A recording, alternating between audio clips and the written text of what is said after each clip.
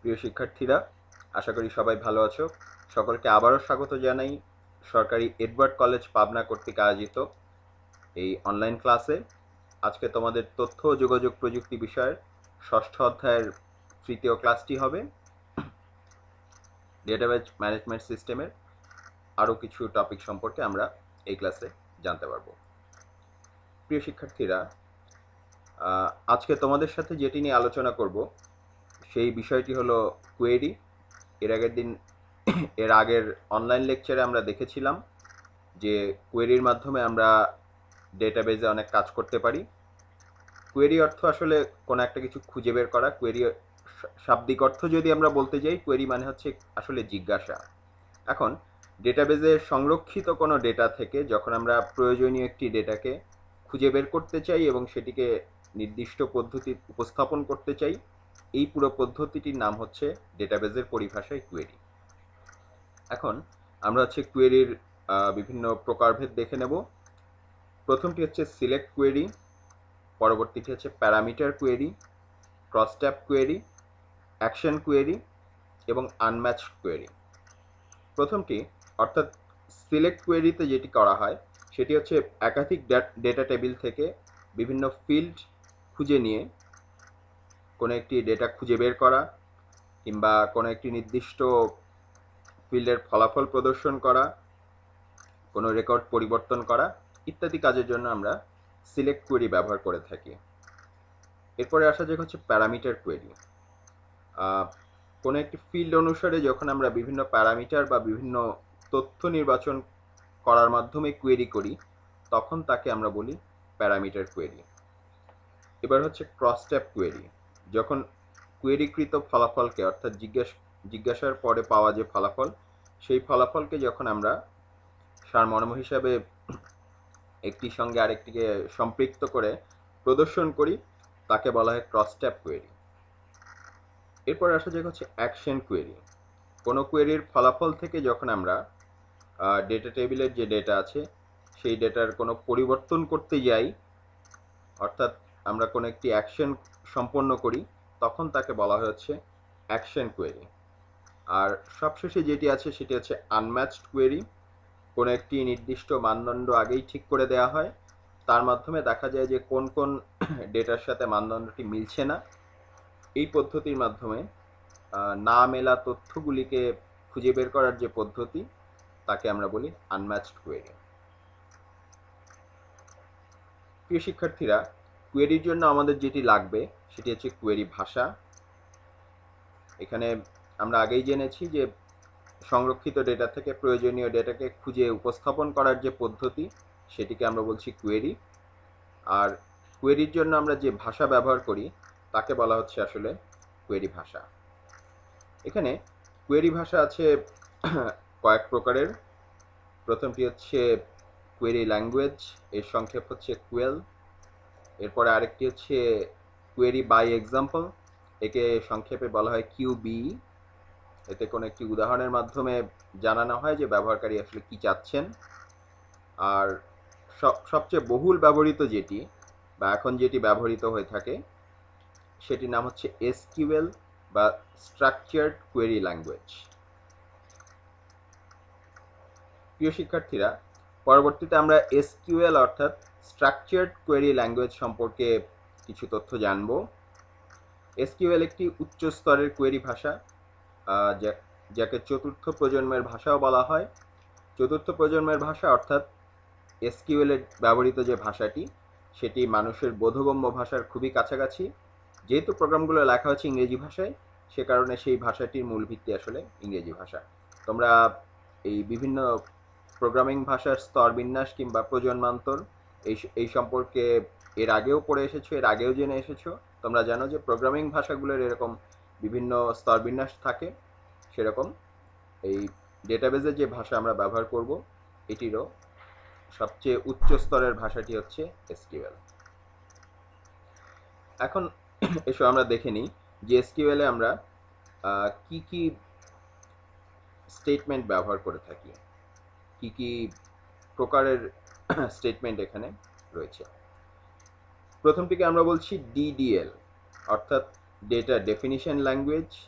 এরপরেরটি DML, data manipulation language. এরপরে আছে DCL, data control language. TCS অর্থাৎ ট্রানজ্যাকশন কন্ট্রোল স্টেটমেন্ট, এবং এসসিএস অর্থাৎ সেশন কন্ট্রোল স্টেটমেন্ট। এখানে প্রত্যেকটি প্রয়োজনীয় অক্ষরকে দেখবে আলাদা রং দিয়ে চিহ্নিত করে দেওয়া হয়েছে, অর্থাৎ এই শব্দগুলো আসলে প্রত্যেকটি এক একটি শব্দ সংক্ষেপ বা অ্যাব্রিভিয়েশন, যেটি আমরা সহজে এক কথায় ব্যবহার করতে পারি, কিন্তু তার বিস্তারিত অর্থটি তোমরা স্ক্রিনে এখানে দেখতে পাচ্ছ। এখন আমরা আসো প্রতিটি দেখে নেই যে এই স্টেটমেন্টগুলো দিয়ে আসলে আমরা ঠিক কী বুঝি। প্রথমে আসা যাক ডিডিএল অর্থাৎ ডেটা ডেফিনিশন ল্যাঙ্গুয়েজ।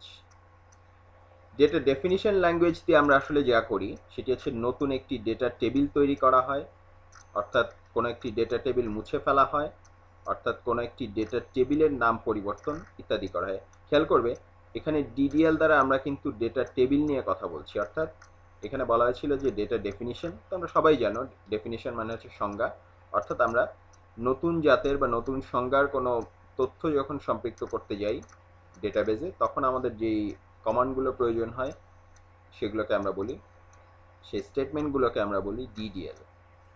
যেমন এখানে স্ক্রিনে তোমরা কয়েকটি কমান্ড দেখতে পাচ্ছ এবং তাতে কি কাজ হয় সেটি দেখতে পাচ্ছ। এখানে আমরা যখন ক্রিয়েট কমান্ড ইউজ করব সেটি দ্বারা একটি নতুন ডেটাবেস তৈরি হবে। আমরা যদি অল্টার ব্যবহার করি সেটি দ্বারা কোনো একটি টেবিলের গঠন পরিবর্তন হবে। ড্রপ দ্বারা আমরা একটি টেবিলকে মুছে ফেলতে পারবো, আর রিনেম দ্বারা আমরা কোনো একটি টেবিলের নাম পরিবর্তন করতে পারবো। এগুলোই কিন্তু ডিডিএল এর একমাত্র কমান্ড নয়, এটি ছাড়া আরও অনেক কমান্ড এর মধ্যে রয়েছে। আমরা সবচেয়ে পরিচিত বা প্রথম দিকের কয়েকটি কমান্ড উদাহরণ হিসাবে তোমাদের সামনে রাখলাম। প্রিয় শিক্ষার্থীরা, এবার আসো ডিএমএল অর্থাৎ ডেটা ম্যানিপুলেশন ল্যাঙ্গুয়েজ। ডিডিএল দ্বারা আমরা ডেটাকে ডিফাইন করেছি, আর এবার ডিএমএল দ্বারা আমরা সেই ডেটাকে অর্থাৎ ইতিমধ্যে ডিফাইনকৃত ডেটাকে ম্যানিপুলেট করব বা পরিবর্তন করব। এখানে এটি দ্বারা ডেটা সন্নিবেশ করা যায়, ডেটা মুছে ফেলা যায়, ডেটা পরিবর্তন করা যায় ইত্যাদি করা যায়। তোমাদের হয়তো মনে হতে পারে যে মুছে ফেলা বা পরিবর্তন এটি তো আমরা ডিডিএল এর ক্ষেত্রেও বলেছিলাম। তফাৎটি হচ্ছে ডিডিএল আমরা ব্যবহার করি একটি আস্ত টেবিলের জন্য, আর এখানে কিন্তু এটি আমরা ব্যবহার করছি শুধুমাত্র বিচ্ছিন্ন ডেটার জন্য, অর্থাৎ এখানে আমরা সরাসরি ডেটাকে পরিবর্তন করছি, টেবিলকে নয়। এখানে স্ক্রিনে তোমরা দেখতে পাচ্ছ ডিএমএল সংশ্লিষ্ট কিছু কমান্ড এবং তাদের কাজ এখানে লেখা রয়েছে। সিলেক্ট দ্বারা শর্ত সাপেক্ষে কিছু ডেটা নির্বাচন করা যায়, ইনসার্ট দ্বারা প্রয়োজনীয় রেকর্ড বা ডেটা সংযোজন করা যায়, ডিলিট দ্বারা রেকর্ড মুছে ফেলা যায়, আর ফাইন্ড দ্বারা আমরা কোনো একটি নির্দিষ্ট রেকর্ডকে টেবিল থেকে খুঁজে বের করতে পারি। প্রিয় শিক্ষার্থীরা, এবার আসো আমরা এর পরেরটিতে যাই। এটির নাম হচ্ছে ডেটা কন্ট্রোল ল্যাঙ্গুয়েজ বা সংক্ষেপে ডিসিএল। কন্ট্রোল থেকেই বুঝতে পারছো এটির দ্বারা আমরা ডেটাকে নিয়ন্ত্রণ করব। এখন এটিতে আসলে যেটি করা হয় ডিসিএল দ্বারা ডেটায় প্রবেশাধিকার নিয়ন্ত্রণ করে। এর আগে আমরা দেখে এসেছি যে ডেটাবেজের অনেকগুলো অংশ রয়েছে, এখানে ডেটা ইনপুটের একটি অংশ রয়েছে, অবশ্যই ডেটাটি কাউকে রাখতে হবে। একই সাথে আমাদের এখানে ব্যবহারকারীরও প্রয়োজন রয়েছে, যে কারা সেই ডেটাটি দেখবে, কারা সেই ডেটাটি ব্যবহার করতে পারবে, কিংবা কারা সেই ডেটাটি মুছে ফেলতে বা পরিবর্তন করতে পারবে। এখন এই ব্যাপারটি আমরা নিশ্চয়ই একেবারে সম্পূর্ণ উন্মুক্ত করে রাখলে সেটি আমাদের জন্য নিরাপদ হবে না। বাসায় যেরকম আমরা দরজা ব্যবহার করি, গেট ব্যবহার করি, এবং সেটি দ্বারা আমরা আসলে নিয়ন্ত্রণ করি যে আমার বাসায় কারা ঢুকতে পারবে বা কারা ঢুকতে পারবে না। একইভাবে ডেটাবেস জিনিসটি আসলে তথ্যের বাসাবাড়ি, সে কারণে যার ডেটাবেস বা যেই সংক্রান্ত ডেটাবেস বা যেই প্রতিষ্ঠানের ডেটাবেস, তারা অবশ্যই সেখানে একটি দরজা অথবা তালাচাবি লাগিয়ে রাখবে। সেটি নিয়ন্ত্রণের জন্যই আমাদের প্রয়োজন হয় ডিসিএল অর্থাৎ ডেটা কন্ট্রোল ল্যাঙ্গুয়েজ। এখন এখানে আমরা কয়েকটি ডিসিএল কমান্ড দেখতে পাচ্ছি। প্রথমটি হচ্ছে গ্র্যান্ট, এটি হচ্ছে ব্যবহারকারীকে ডেটা অ্যাক্সেস দেয়। এরপরেরটি হচ্ছে রিভোক, এটি দ্বারা হয়তো কাউকে আমি আগে প্রবেশাধিকার দিয়েছিলাম ডেটায়, সেটি আবার প্রত্যাহার করে নেওয়া যাবে। অ্যানালাইজ, এটি দ্বারা কোনো একটি স্টেটমেন্টকে বিশ্লেষণ করা যাবে। আর অডিট, এটি দ্বারা হচ্ছে কোনো একটি নির্দিষ্ট ব্যবহারকারী কী কী স্টেটমেন্ট ব্যবহার করেছেন বা কী কী ডেটা ব্যবহার করেছেন বা কী কী ডেটা খুঁজেছেন, এই জিনিসগুলি ডেটাবেজের যিনি নিয়ন্ত্রণকর্তা তিনি খুঁজে বের করতে পারবেন। এবার আসো সবশেষ দুটিতে আমরা যাই। এটি হচ্ছে টিসিএস এবং এসসিএস। অর্থাৎ টিসিএস হচ্ছে ট্রানজ্যাকশন কন্ট্রোল স্টেটমেন্ট। এটি হচ্ছে ডেটার যে লেনদেন অর্থাৎ ডেটার যে ট্রানজ্যাকশন সেটি পরিচালনা করে। এখানে আমরা দুটি উদাহরণ দেখতে পাচ্ছি। একটি কমান্ড হচ্ছে কমিট, এটি কোনো একটি ডেটার পরিবর্তনকে স্থায়ীভাবে সংরক্ষণ করে। আর একটি হচ্ছে সেভ পয়েন্ট, এটি দ্বারা ব্যবহারকারীর ট্রানজ্যাকশন অস্থায়ীভাবে সংরক্ষণ করে। এরপরে আছে এসসিএস। এসসিএস হচ্ছে সেশন কন্ট্রোল স্টেটমেন্ট, এই কথাগুলির সংক্ষিপ্ত রূপ। এসসিএস হচ্ছে কোনো একজন ব্যবহারকারীর সেশনকে ব্যবস্থাপনা করে। এখানে দেখো, এখানে যেমন আমরা দুটি উদাহরণ দেখতে পাচ্ছি। অল্টার সেশন দ্বারা ব্যবহারকারীর শর্ত বা প্যারামিটার পরিবর্তন করা যায়।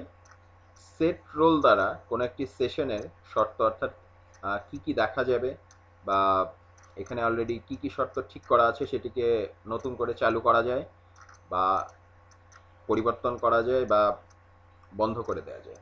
এভাবে টিসিএস এবং এসসিএস এর মাধ্যমে ডেটার ট্রানজ্যাকশন এবং সেশনের নিয়ন্ত্রণ পরিবর্তন করা গিয়ে থাকে। প্রিয় শিক্ষার্থীরা, ডেটাবেজের সাথে সম্পৃক্ত খুবই গুরুত্বপূর্ণ একটি শব্দ হচ্ছে সর্টিং। সর্টিং মানে আসলে হচ্ছে বাছাই করা। আমরাও বিভিন্ন সময় ডেটাবেস ছাড়াও অনেক কিছু বাছাই করে থাকি। আমরা যখন কেনাকাটা করতে যাই আমরা সাধারণত বাছাই করি যে এটার পরে ওটা কিনবো। নতুন জিনিসপত্র আমরা অনেক সময় গুছিয়ে রাখি। আমরা যখন টেবিলে আমাদের বইপত্র গুছিয়ে রাখি সাধারণত আমাদের নিজস্ব কোনো একটি ক্রমানুসারে আমরা সেটি গুছিয়ে রাখি। এভাবে জীবনের বিভিন্ন ক্ষেত্রে আমরা জেনে অথবা না জেনে সর্টিংকে ব্যবহার করে এসেছি। এখন এসে আমরা ডেটাবেস ম্যানেজমেন্ট সিস্টেমের পরিভাষায় সর্টিংকে বোঝার চেষ্টা করি। যেহেতু এখানে ডেটা নিয়ে আমাদের কাজকর্ম, অতএব এখানে একই শ্রেণীর ডেটাকে মানের ক্রমানুসারে যখন আমরা সাজাবো সেটাকে বলা হবে সর্টিং। এখন এই মানের ক্রমানুসারে সাজানো বিভিন্নভাবে হতে পারে। একটি হতে পারে অ্যাসেন্ডিং বা ঊর্ধ্বক্রমানুসারে, আরেকটি হতে পারে ডিসেন্ডিং বা অধক্রমানুসারে। অ্যাসেন্ডিং অর্থ হচ্ছে ছোট থেকে বড়, আর ডিসেন্ডিং অর্থ হচ্ছে তার ঠিক উল্টোটা অর্থাৎ বড় থেকে ছোট। মনে করে দেখো, তোমরা যখন একেবারে ছোট ক্লাসে পড়তে অর্থাৎ তোমরা যখন কেবল 1 2 3 গোনা শিখেছো, সেই আমলে স্কুলে কিন্তু তোমাদের কিন্ডারগার্টেনে মাঝে মধ্যে বলা হতো যে 5টি সংখ্যা দিয়ে বলা হতো যে এদেরকে সাজাও। কখনো বলা হতো যে এদের বড় থেকে ছোট সাজাও, কখনো বলা হতো ছোট থেকে বড় সাজাও।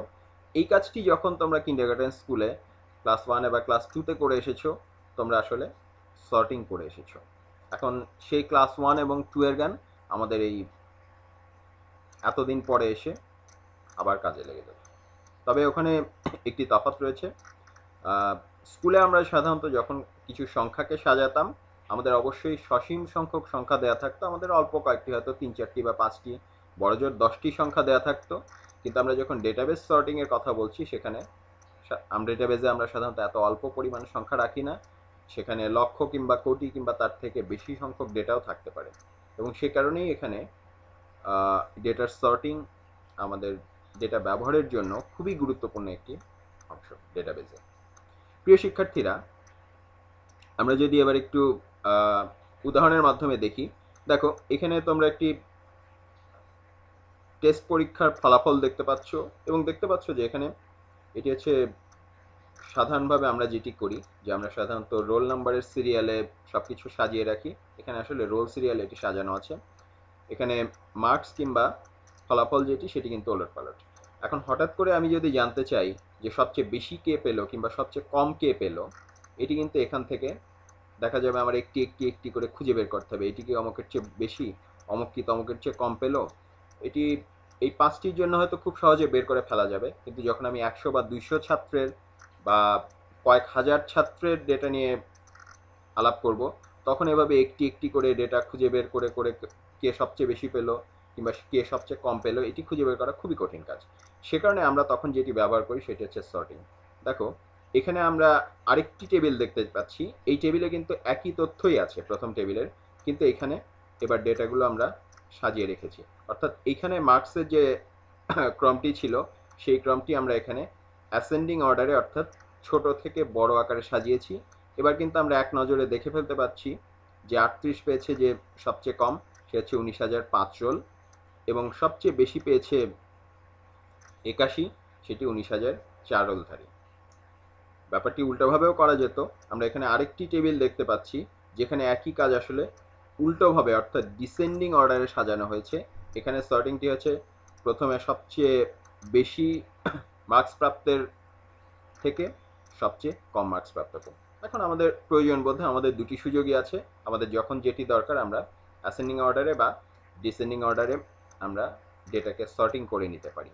এখানে মনে রাখতে হবে আমরা যখন অ্যাসেন্ডিং বা ডিসেন্ডিং কোনো একটি নির্দিষ্ট কলামের উপরে করি তখন সেটি কিন্তু সংশ্লিষ্ট সব ডেটাকেই সিরিয়ালি সাজিয়ে দেয়। অর্থাৎ এখানে যখন এই সিরিয়ালটি যখন হচ্ছে তার সংশ্লিষ্ট তার দুই পাশের বা অন্যান্য কলামের তথ্যও কিন্তু একই অনুক্রমে সাজানো হয়ে যাচ্ছে। এখন আমরা যদি আরেকটি নতুন শব্দ শিখতে যাই, এই শব্দটির নাম হচ্ছে ইন্ডেক্সিং। ইন্ডেক্স কথাটির সাথে হয়তো তোমরা পরিচিত। ইন্ডেক্স সাধারণত আমরা কোনো একটি বইয়ের শুরুতে দেখে থাকি। এর বাংলা অর্থ হচ্ছে সূচিপত্র। সূচিপত্রের সুবিধা হচ্ছে এখানে সাধারণত ক্রমানুসারে সব কিছু সাজানো থাকে। আমরা সূচিপত্র দেখে কয়েকশো পৃষ্ঠার বই হলেও খুব সহজে পৃষ্ঠা নাম্বার দেখে দেখে খুঁজে বের করতে পারি যে অমুক পৃষ্ঠায় অমুক তথ্যটি আছে বা অমুক পৃষ্ঠায় অমুক অধ্যায়টি আছে। এখন এখানে দেখো আমরা সংজ্ঞাটি দেখে নিই। মূল ফাইলের পরিবর্তন না করে ডেটাবেস রেকর্ড সমূহের অ্যাড্রেসকে যৌক্তিক ক্রমে সাজানোকে বলা হয়েছে ইন্ডেক্সিং। এখানে কিন্তু আমরা আসলে মূল ডেটাকে বা মূল ফাইলকে পরিবর্তন করছি না, ডেটাবেসের যে রেকর্ডগুলো সেই রেকর্ডের যে অবস্থান অর্থাৎ রেকর্ডগুলো যেখানে রাখা আছে সেগুলোকে একটি যৌক্তিক ক্রমে আমরা সাজিয়ে ফেলছি যাতে আমরা কাজের সময় খুঁজে পাই। ইন্ডেক্সিং প্রক্রিয়া আসলে যেটি হয় এখানে সুবিন্যস্তভাবে বিভিন্ন ডেটার সূচিপত্র তৈরি হয়, ফলে আমরা নির্দিষ্ট একটি ডেটা খুব সহজে খুঁজে পেতে পারি। এখানে দেখো, এখানে আমরা আবার একটি ডেটা টেবিল দেখতে পাচ্ছি এবং এই ডেটা টেবিলকে আমরা যখন ইন্ডেক্সিং করছি, দেখো এখানে নতুন একটি ডেটা টেবিল আলাদাভাবে সেভ হয়েছে ইন্ডেক্স নামে। এখানে ইন্ডেক্সিংটি আসলে হয়েছে মার্কসের উপরে। এখানে বলে রাখা ভালো যে আমরা যখন কোনো একটি নির্দিষ্ট ফিল্ডের উপরে বা কোনো একটি নির্দিষ্ট কলামের উপরে যখন আমরা ইন্ডেক্সিং করি তখন ইন্ডেক্সকৃত যেই কলাম সেই কলামের যে তথ্যগুলি ছিল সেগুলো স্বয়ংক্রিয়ভাবে সর্টিং হয়ে যায়।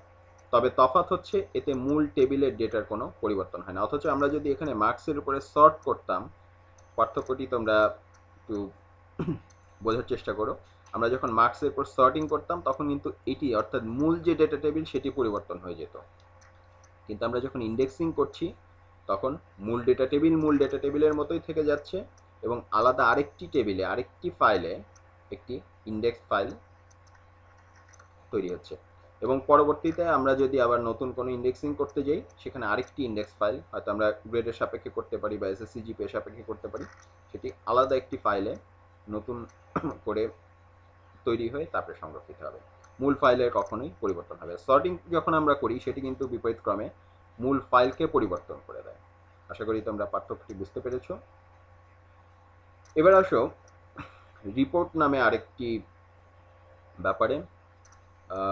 রিপোর্ট মানে যদি আমরা শাব্দিক অর্থে যাই, রিপোর্ট অর্থ হচ্ছে প্রতিবেদন। যখন আমরা চাহিদা মতো তথ্য বা রেকর্ডকে বিন্যস্ত করে উপস্থাপন করতে যাই তখন সেটি আসলে একটি রিপোর্ট। যেমন আজকে বা আগামীকাল সম্ভবত এসএসসির ফলাফল প্রদান করার কথা তোমাদের আগের ব্যাচে। এই ফলাফলটি প্রস্তুত করার পরে সাধারণত মাননীয় প্রধানমন্ত্রীর কাছে একটি ফাইল আকারে উপস্থাপন করা হয়, এটি কিন্তু একটি রিপোর্ট।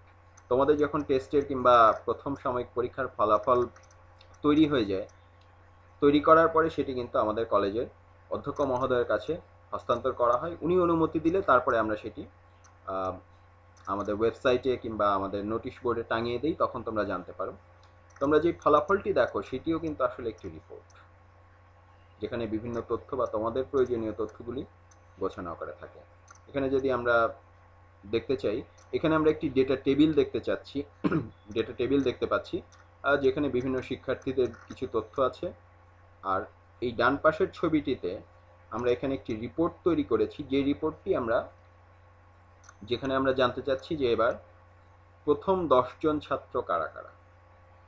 দেখো, অর্থাৎ রিপোর্টে কিন্তু আমরা মূল ডেটা টেবিল থেকে একটি অংশকে আমাদের চাহিদা মতো আমরা চাইলে প্রথম 5 জনের শুধুমাত্র নাম জানতে চাইতে পারি, প্রথম 10 জনের বাবার নাম জানতে চাইতে পারি। এরকম বিভিন্নভাবে আমরা রিপোর্টকে আসলে উপস্থাপন করতে পারি আমাদের প্রয়োজন অনুসারে। এখানে যেমন তোমরা একটি রিপোর্টের ছবি দেখতে পাচ্ছ, এটি আসলে আন্তর্জাতিক একটি ওয়েবসাইটের ওয়ার্ল্ড মিটারের তথ্য। এটি সম্ভবত 3 দিন আগের তথ্য, যেদিন আমি এটি সেভ করেছিলাম। এখানে আছে 3 দিন আগে বিভিন্ন দেশের কতজন করোনা রোগী শনাক্ত হয়েছে, কতজন সুস্থ হয়েছেন এবং কতজন মৃত্যুবরণ করেছেন তার একটি তথ্য রিপোর্ট আকারে প্রকাশিত হয় তাদের ওয়েবসাইটে। এটি নিয়মিত আপডেট করা হয়, তোমরা চাইলে দেখতে পারো। এবার আসলে আমরা আরেকটি ফর্ম নামে শব্দ শিখি। ফর্ম আসলে ডেটা এন্ট্রির সুবিধার্থে বিভিন্ন আকারের ফর্ম আমরা তৈরি করে নিয়ে থাকি। ফর্ম শব্দটি তোমাদের খুব অপরিচিত হওয়ার কথা নয়। তোমরা বিভিন্ন ভর্তি প্রক্রিয়ায় বা পরীক্ষার আগে ফর্ম ফিল আপ শব্দটি তোমরা নিয়মিতভাবেই করে থাকো। অর্থাৎ সেখানে সাধারণত একটি সুনির্দিষ্ট কাঠামো থাকে, সেখানে হয়তো তোমাদের নাম, তোমাদের ছবি, তোমাদের রোল নাম্বার, তোমাদের জন্ম তারিখ, এরকম বিভিন্ন তথ্য সুনির্দিষ্ট একটি ছকের ভেতরে তোমাদের লিখে জানাতে হয় এবং একে আমরা বলি ফর্ম। ডেটা এন্ট্রি যখন করতে হয় তখনও আমরা আসলে এই একই ধারণাকেই ব্যবহার করি, যে ডেটা এন্ট্রির সুবিধার্থে আমরা বিভিন্ন আকারের ফর্ম তৈরি করে নিই, বিভিন্ন কাঠামো তৈরি করে নিই। যেমন এখানে দেখা যাচ্ছে যে এই টেবিলের ডেটা এন্ট্রির জন্য এমন একটি ফর্ম আছে, যেখানে এই যে এই ঘরের মধ্যে আমরা রোল নাম্বার এন্ট্রি করতে পারি, এই ঘরে আবেদনকারী নাম এন্ট্রি করতে পারি। এর পাশে আসলে আরও ঘর ছিল, সেগুলো আর দেখা যাচ্ছে না।